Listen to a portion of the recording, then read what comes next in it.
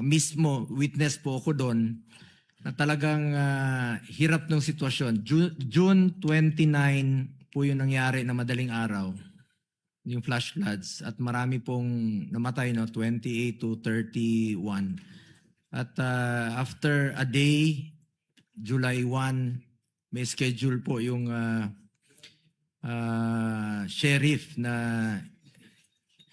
paalisin yung mga informal settlers na wala pang malilipatan. Ang maalala ko lang po na nakiusap si then Mayor Sara na kung pwedeng ipagpaliban muna ng ilang oras o araw yung pag demolish po sa mga illegal or informal settlers na walang malilipatan. Actually, sa totoo lamang po, since we are here for the search for the truth and justice, I believe it is incumbent upon me to put on record my recollection of what happened. Yun po yung maalala ko. Sabi ko nga na may pulisiya po yung syudad noon na kung walang malilipatan yung mga informal settlers ay wag munang paalisin. Kawawa po yung mga kababayan nating mahirap na wala pong malilipatan. Yun po ang konteksto ng nangyari. We are not justifying violence, but we are highlighting that context is important to have a fair assessment of the incident. Magkakaiba naman po yung nangyari nung 2011 sa mga pangyayaring iniimbestigahan nyo po dito. In fact, not just this incident, in our search for the truth, importante alamin natin ang dahilan at konteksto ng mga pangyayari upang maging patas, objective at makatarungan ang ating pagsusuri. Yun lamang po. Ubus na yung oras ko. Last 2 minutes na po. Thank you, Mr. Senator President. Judge. Thank you, Mr. Presiding Officer. Salamat po. Tapos na ba yung oras ko? Sabi ni Anika, tapos na daw. Pagtabla yun sa basketball po, pagtabla sa last 2 minutes. May extension na 5 minutes po. Thank you, second round. Thank you, Senator Judge. Go. Senator Judge Ontiveros is recognized. You may proceed, ma'am, when you're ready. You have 2 minutes as well. Salamat, Mr. Presiding Officer. Mr. Witness, nabanggit po kanina ang political speech at pag-express ng dissent sa gobyerno. Bilang abogado at public servant, kailan po sa tingin ninyo lumalampas sa kritisismo at nagiging national security concern? Ang isa pong kritisismo ay lumalagpas na sa yung kalayaang magsalita kung meron na po tayong nalalagpasan at nababiolate na batas at lalong-lalo na po kung ito ay maghahantong sa kaguluhan at makukompromiso po ang ating national security. If our national security will be under attack, malaki po itong problema. So kung may kritisismo pero meron din pong potensyal na lumikha ng kaguluhan o gawing insecure ang national security, lumalampas na po sa kritisismo, nagiging concern of national security ayon sa tingin po ninyo. Tama po, binabantayan na po natin dyan ng masusi at mas malapit na pagbabantay. Alright, salamat po. Ibang paksa naman po, Mr. Witness, sa lahat po ba ng sitwasyon kung saan nag-iba ang testimonya ng isang witness, masasabi po bang wala ng katotohanan yung pahayag nila? Ang testimonya po na paiba-iba ay dyan po pumapasok yung intervention ng korte na nakikinig kung anong testimonya ang dapat pakinggan.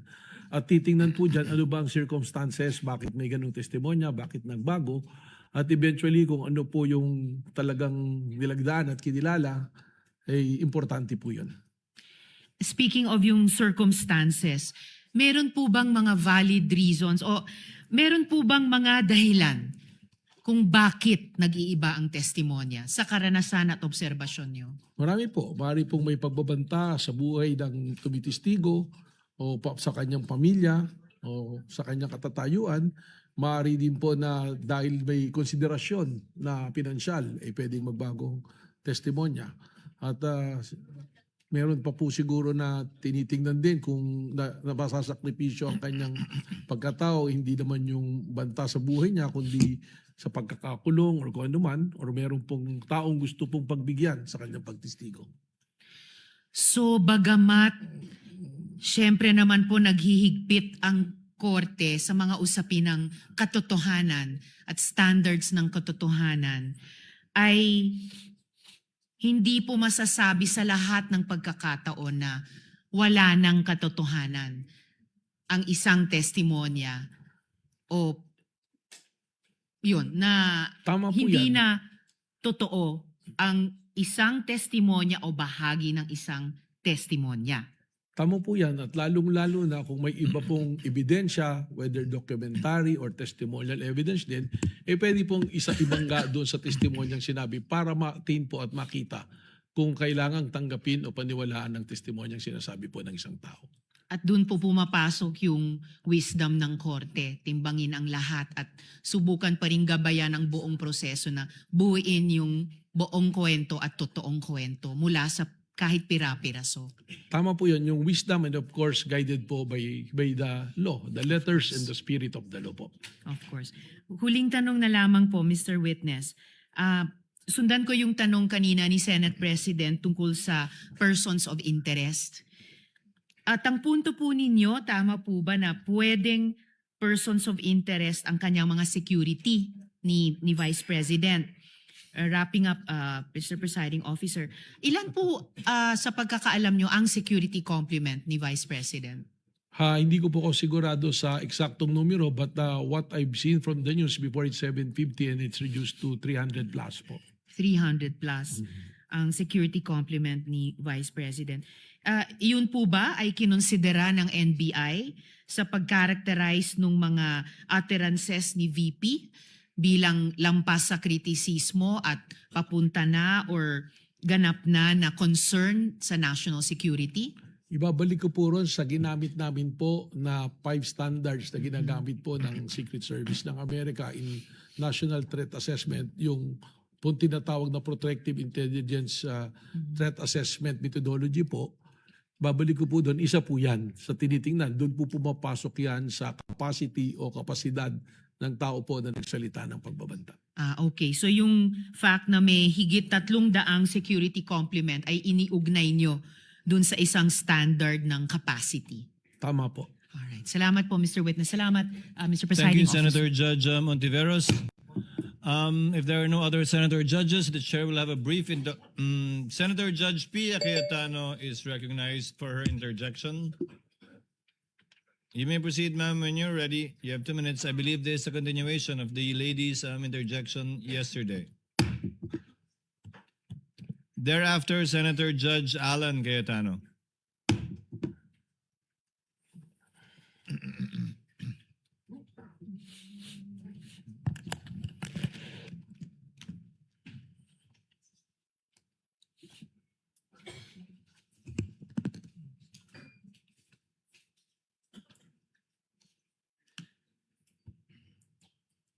We are ready, Mr. Presiding Officer. For the witness.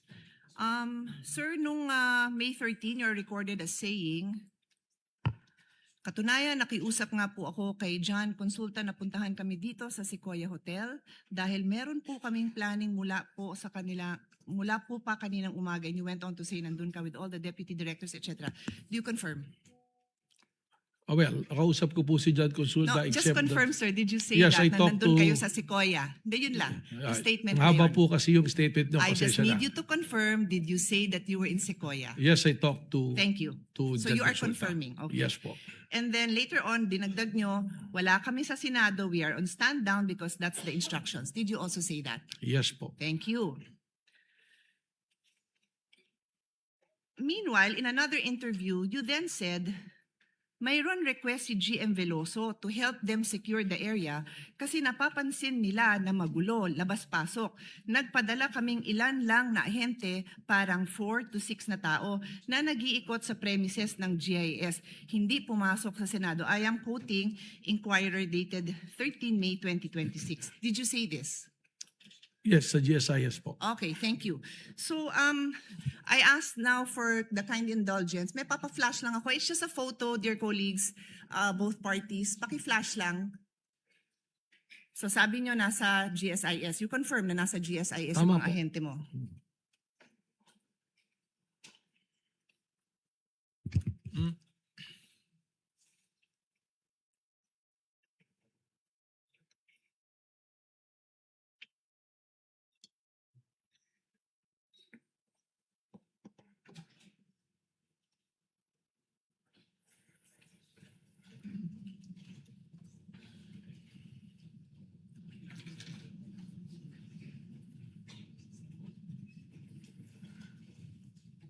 Pwede magpa-update sa technical what's going on. It's just a photo. No. Ito, I'm just showing the Senate website for the record. Senate website. Tapos po, nandito po sa right corner. Can you read it, sir? It says contact information. Can you read it? Hindi ko po Okay, mabasa. paabot ko sa page yung same thing. It is just the Senate website. Page, pakiabot. Thank you. Pakibasa lang po yung address ng Senado.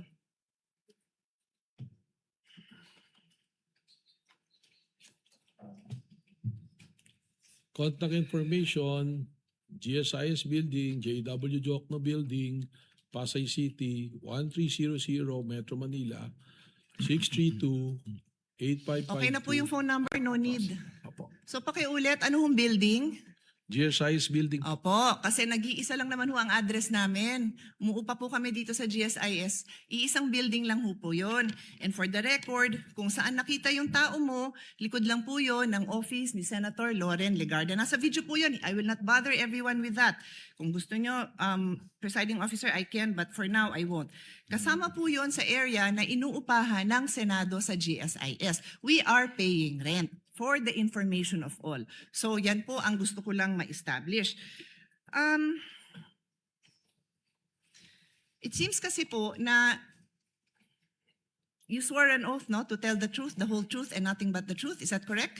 Yes po. Thank you very much.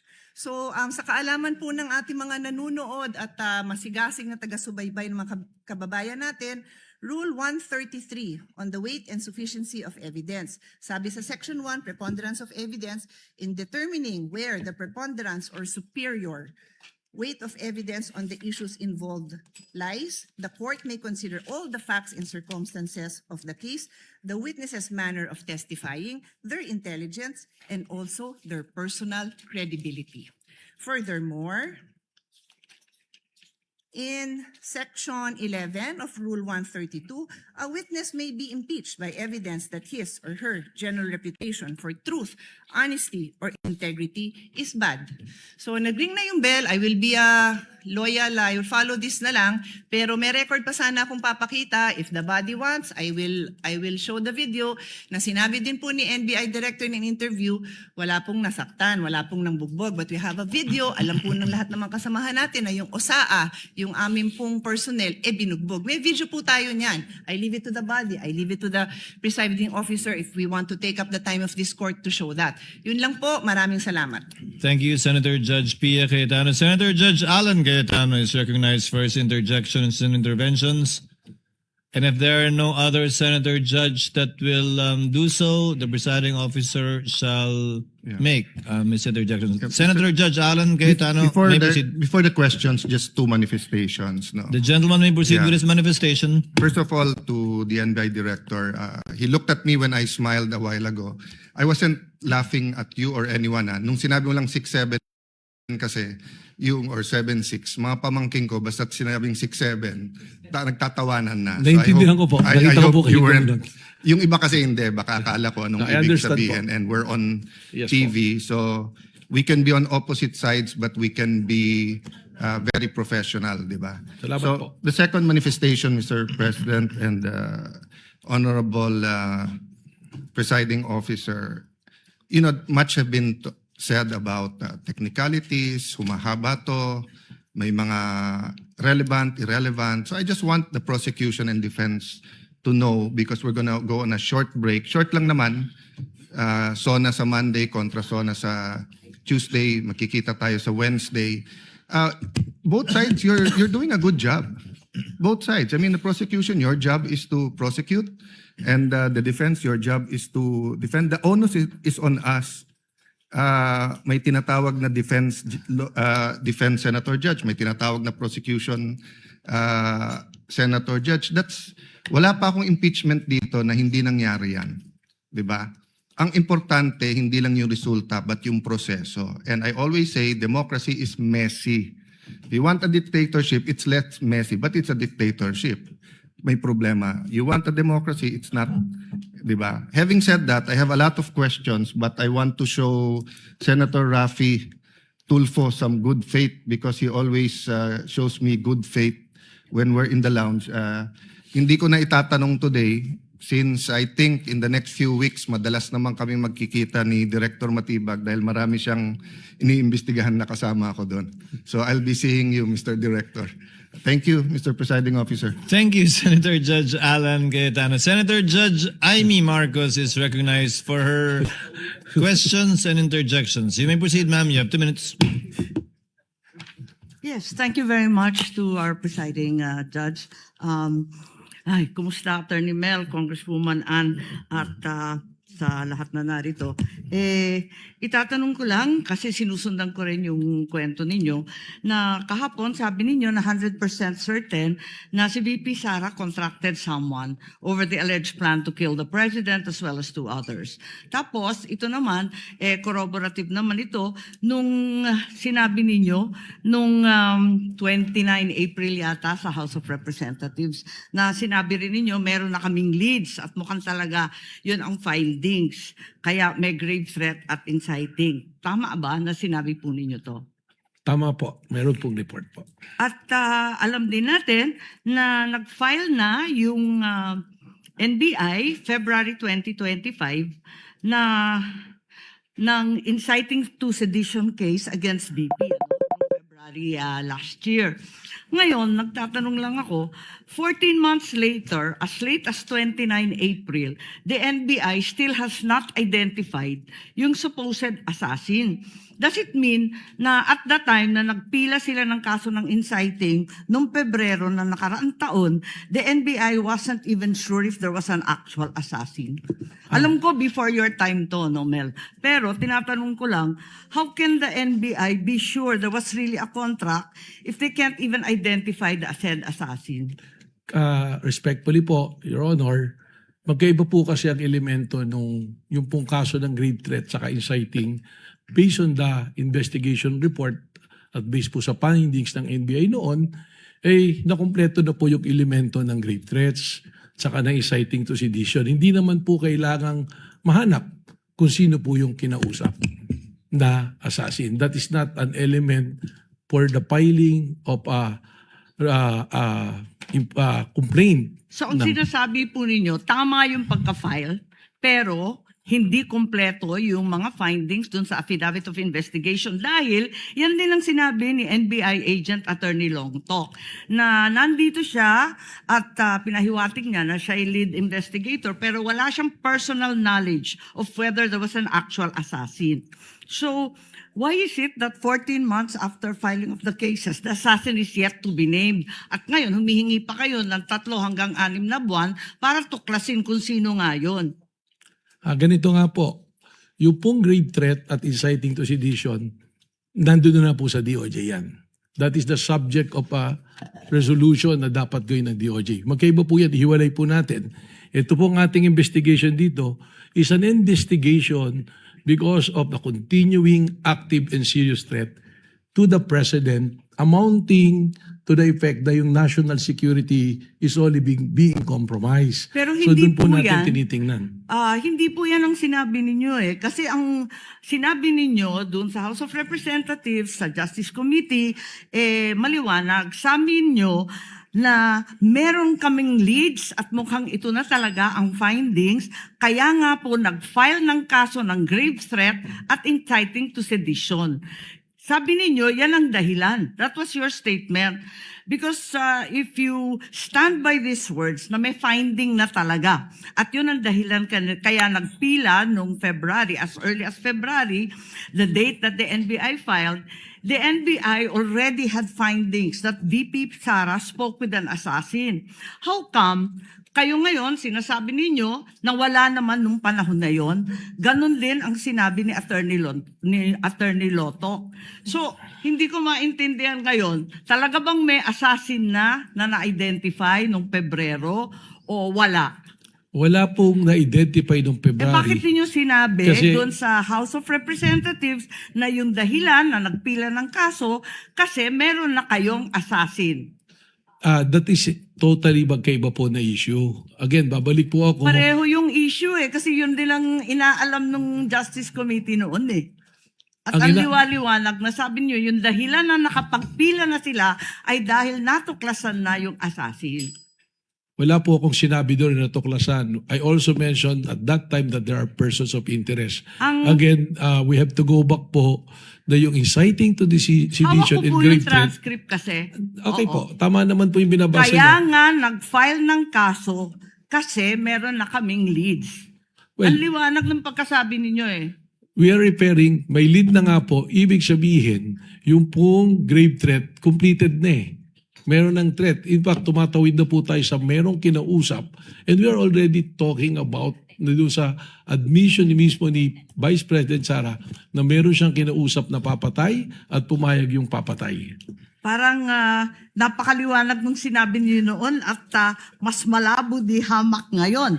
Ngayon, bakit kinailangan pa mag-issue ng AO11 kung talaga namang continuing investigation?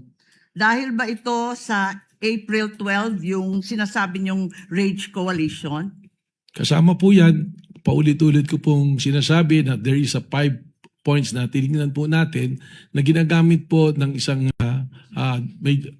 social Yes, we're service. aware of that. The sexual, economic, etc. Alam naman natin yon kasi yan din ang gamit ng US, di ba? Tama po. Kaya po, merong ongoing investigation. Sinabi ko na yung threat is serious, continuing, and active, na ito po ay tumatawid na rin to the level of national security. Kung talagang may pattern of violence, doon sa Rage Coalition launching, andun ba si VP Sara? Wala po. Ganun pala As a matter of fact, she wasn't even there. Siya ba nagsalita? Siya ba nagsabi nun? Si Mayor Basti po. Are you implying na may conspiracy kay VP Sara at Mayor Baste to have the president killed? Yan po yung aming tinitingnan. Kanina po, tanong ni Senator Ping Lacson, tinitingnan po natin kung mayroong sabwatan po na nangyayari. May katibayan ba tayo dito sa conspiracy? Dahil matindi ang pinag-aralan nyo bilang abogado. Sapat ba ito para ipakita na may conspiracy dun sa dalawa? Yun po din yung sagot ko kanina kay Senator Ping Lacson, kaya po hindi pa nakasuhan sapagkat tulad po ng mga kaso na pumapasok at alam po ng mga abogado na conspiracy is sometimes harder to prove than the crime itself. That's why we have to make a case build-up para ba siguro po natin ng isasampang kaso Sa ay madaling lulusot. sabi, wala pa pong katibayan ng conspiracy. Yun po yung tinitingnan nga nating anggulo kaya Yun nga, tinitingnan pero ng sa ebidensya. ngayon, habang tayo ang naglilitis dito, wala pa. Kung meron na po, na-file na po namin yan. Kailangan po lumusot ito under Memorandum Circular number 20 of the Department of Justice. Ngayon, reasonable certainty of conviction. alam natin yan.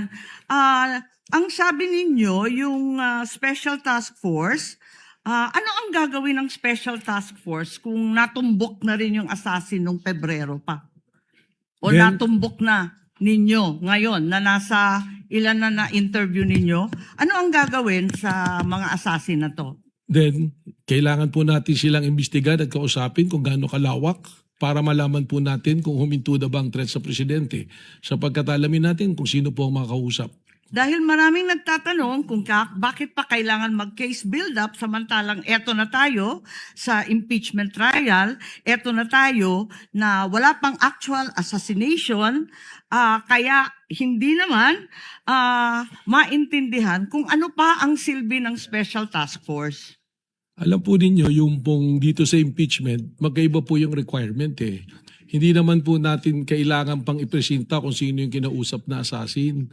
Ang importante lang po rito, yung admission mismo ng Vice Presidente na humanap siya ng mamamatay para patayin ng Presidente at iyon ay pumayag.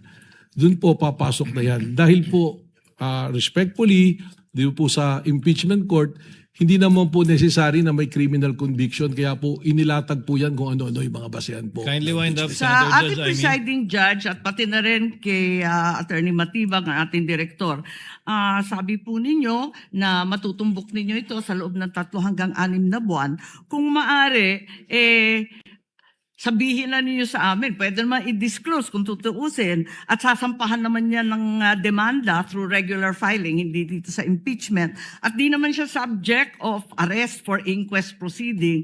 Bakit hindi sabihin? Or kung maaari, bumalik na lang kayo in 3 to 6 months. Pwede bang i-requestion kapag meron na kayo natuklasan at napunteriyang assassin? Again, ang sagot ko po dyan, iba po naman yung national security protection at impeachment. Dito po sa impeachment, yung sinasabing betrayal of public trust ay pumasok na po dahil meron pong sinumpang tungkulin ng ating Vice Presidente to protect and defend the Constitution, execute the law, do justice to everyone, and consecrate herself to the service of the nation. Alam po natin Yung yan. pong ginawa niya po, papasok po yun sa betrayal of public trust kasi enforce the law, do justice. Pero ito po, execute the law, ito execute the president po eh. Alam po natin yan, pero binubuo natin ang mga elemento ng grave threats at inciting to sedition. Maraming salamat. Thank you, Senator Judge Amy. Any other Senator Judge who wishes to make an interjection? Unless Senator Judge will have some interjections then. Just a few questions. Anika, kindly turn on the timer too, just to be sure that I'm within the time. Director Matibag, ito ba ang unang pagkakataon na may binuong task force para mag-imbestiga sa mga banta laban sa Pangulo? Sa pag-aalala ko po, opo. Sa kasaysayan ng NBI? Based on the records turned over to me, wala po. Hindi po ba normal, regular at ordinaryo lamang na magkaroon ng banta ang Pangulo, ikalawang Pangulo o sino mang mataas na opisyal o sino mang mayaman dito sa ating bansa? Tama Kaya kami mga bodyguard sila, di ba? Tama po yan. Araw-araw po ay alam natin na may threat pero magkakaibang level po. Tama po yun. At kung may mga threat tulad nito at kung ito ang unang pagkakataong ginawa ito ng NBI, ang humahawak ng mga bantang ito ay ang PSC na o PSG dati. Tama po ba? Tama po. Kaya po meron po kaming coordination po. Yan. Tutumbukin ko na po yung mga punto ko para hindi ako lumampas sa oras na sinusundan ng lahat. Sa inyong investigasyon, may bayad po ba yung kinausap ni VP Sara? Kung 100% certain po kayo na may kinausap siya para patayin di umano ang Pangulo, may bayad po ba yun o libre? That is the part of the investigation po that we have to establish po. So sa ngayon, hindi pa po niyo sigurado kung pagkakaibigan lang o samahan lang o may bayad yung usapang yun? Tama po, but we consider every possibilities po. Ngayon, would it matter, Director Matibag, kung sino yung sinabihan niya? Kasama po sa 5 yung pamantayan na binanggit po ninyo ay identity of person involved and capacity. Tama. Halimbawa po, kung ang kinausap na ikalawang Pangulo ay kaklase niya sa college na nagtatrabaho sa call center, relevant po ba't mahalaga yon? Kaugnay ng capacity, hindi ba? At kaugnay ng identity ng taong kinausap. That will be considered in the investigation po. So ibig sabihin, hindi po yun babagsak sa valid threat, hindi po ba? Hindi po natin alam at kailangan pong alamin yung kung ano yung pag-uusap o ano po ang mga konsiderasyon. Pero base sa inyong karanasan po, kung retired police, retired military, active police, marahil. May punto kayo, hindi po Mas ba? malaki po ang posibilidad. Pero kung walang military background, walang background kaugnay sa paggamit ng anumang uri ng armas o walang background kaugnay sa anumang karahasang nagawa na niya sa kapwa niya, may basehan din po yun para sabihin yung kabaligtaran, hindi po ba? Titingnan po natin, tama po. At bilang panghuling katanungan, ito pong inyong task force ay binuo para imbestigahan ang mga banta laban sa Pangulo. wala na po itong kinalaman sa ikalawang Pangulo mismo kaugnay ng mga kasong isinampa na laban sa kanya na grave threats at inciting to sedition. Tama po, Your Honor. Thank you, Director Matibag. Unless there are any other Senator Judge Legarda, I'm sorry, you are recognized. I thought there was no other Senator Judge. That's why I already interjected. Senator Judge Legarda for her interjection. Senator Soto? You have 2 minutes, ma'am.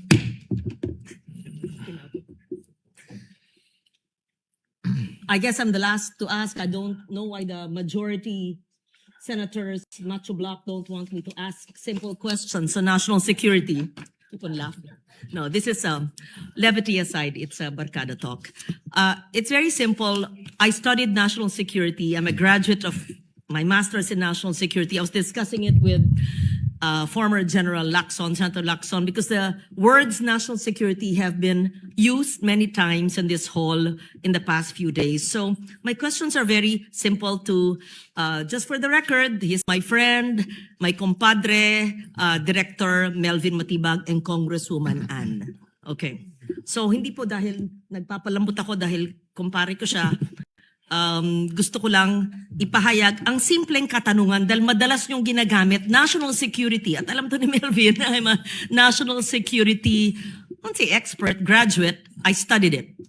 Batay po sa inyong kaalaman, records o ebidensyang nakalap, meron bang mas malawak na koordinasyon sa isang interagency task force o coordinated action sa pagitan ng inyong bureau, ang NBI, ang Presidential Security Command or Group, perhaps ang Philippine National Police, or even the National Security Council or ang NSA at iba pang mga ahensyang may kaugnayan dahil sa mga alleged na pahayag ng ating Vice Presidente?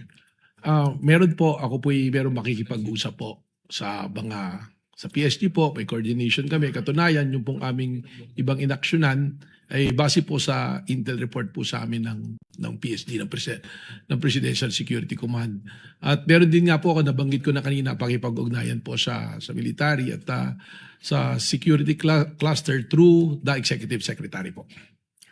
So all of these discussions, are there issuances, memoranda, notices, minutes, directives, reports, official documentation na nagpapatunay sa naturang coordination ng task force? Yung pong aking mga report ay akin pong isinusumite through the Office of Executive Secretary po. How long have you had this interagency task force, and is there such a name of a task force? Where was it? Kailan po tinatag? Kailan natapos? Was there a terminal report? And would you consider it, you've always said it's a national security concern. Well, there's no specific task force, but the coordination, as I said, is to the Executive Secretary, but we are also coordinating with the Presidential Security Command and on the military group po. Mr. Presiding Officer, would the reports of the interagency task force na tinatag ng NBI be given to the body so that we have an idea of the investigations conducted by the NBI? Has it been submitted? Let the presiding officer make a distinction. Again, the court should be a passive body. We should be receiving evidence through the Through the prosecutor or the defense? through the Yes. counsel Through the of the counsels. parties. Unless someone would present it, the court should simply await its submission, if at all, through the parties. So my question would be, was this submitted as part of your evidence, the terminal report and the investigations conducted by this interagency body? Because it's the first time I'm actually realizing that there was such an interagency body and that this was actually discussed in the National Security Council. Well, sabi ko nga po through the Executive Secretary, we have been making reports, and for reasons that I mentioned yesterday that I cannot give the reports for that are confidential in nature, ay hindi ko po ito may bahagi sa impeachment court po na ito. So wala pong pinabigyan ng maski anong mga kopya ng reports, even just a summation of all these investigations. It was given po to the Executive Secretary po. And this court has Wala po. No copy of it. Therefore, I would terminate my questions here. And if we don't have a copy of that report, then we leave it at that. Thank you very much. Salamat po. Thank you, Senator Judge Legarda. If there are no other senator judges who wishes to make interjections, is there anything that either of the counsel for the parties wish to state before we adjourn? Attorney Binluan, I see you standing up. None at this time, Your Honor. If there are none, Chair would now like to dispose of some administrative matters. First, the Chair would like to remind the parties in connection with the conference for the marking and/or transfer of markings and comparison of video exhibits tomorrow at 10 a.m. at the Rector Room. This shall proceed. Senator Judge Soto, what is your pleasure, sir? I'm sorry, Your Honor, kind sir. Won't we dispose of the witness first? You're correct, sir, Your Honor. Thank you. If there are no further questions, Director Matibag, you are excused, sir. Thank you for your time, thank you for your cooperation, and thank you for your patience as well. Salamat din po. You are Magandang excused, sir. hapon po. Thank you po. Magandang hapon po.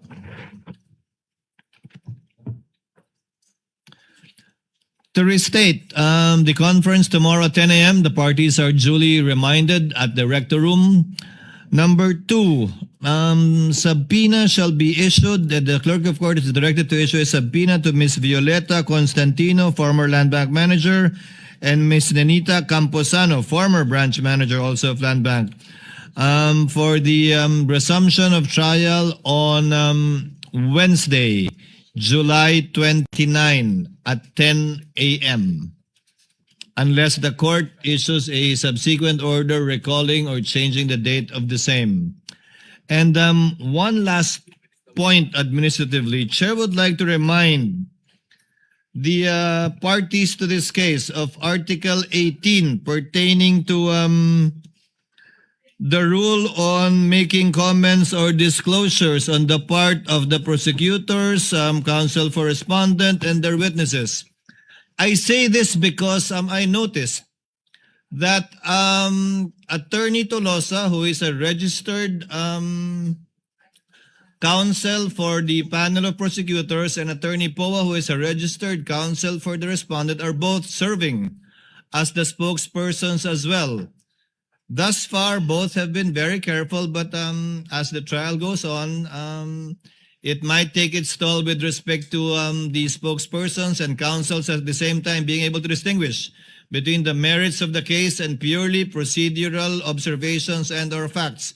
So you might want to consider, in order to give a freer hand, nominating a spokesperson that's purely a spokesperson that is not limited by the rules of the impeachment court with respect to what he or she can say.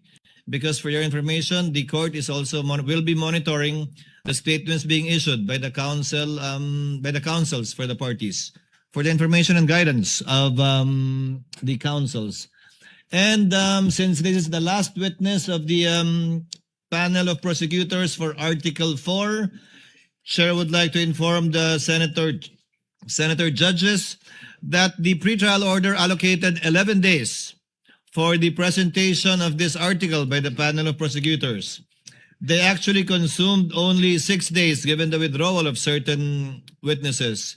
We consumed 3 days for oral arguments on the subpoena, on the interjections and debates with senators, and on the opening statements of the parties. A total of 9 days have been spent, therefore, since we started. So we are still ahead of 2 days based on the timetable given in the pre-trial order. I hope we can be able to continue along these lines. Yes, counsel for the respondent. Your Honor, maybe inquire of the order of presentation for Wednesday next week, Your Honor. It will be Ms. Violeta Constantino, as I understand, and then Ms. Nenita Camposano. We confirm, Your Honor. In that order, Your Honor. We confirm, Your Honor. In that order. Any other matters? There being no other matters? Yes, counsel? No other matters. One other matter, Your Honor. So more than one witness per day. We will be issuing the subpoena for both in case I have no idea if it's going to be a short, direct, and cross and or recross. So we shall see. We will see Kindly this year. prepare for the two witnesses on that date. If there are no other matters, Chair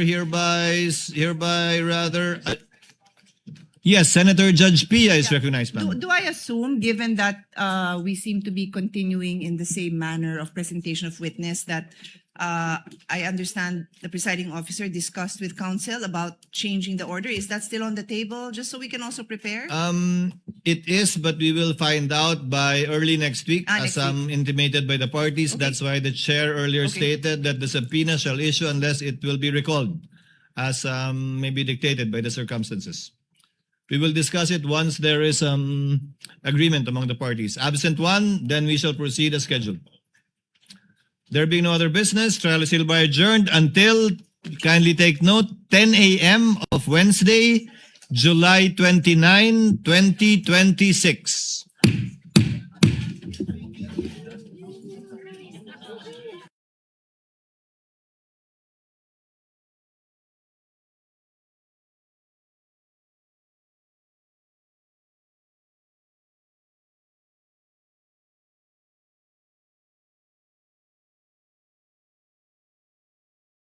Tết đến là phải chơi Lan Hồ Điệp tại lanhồdiệp.vn, khuyến mại cực hot.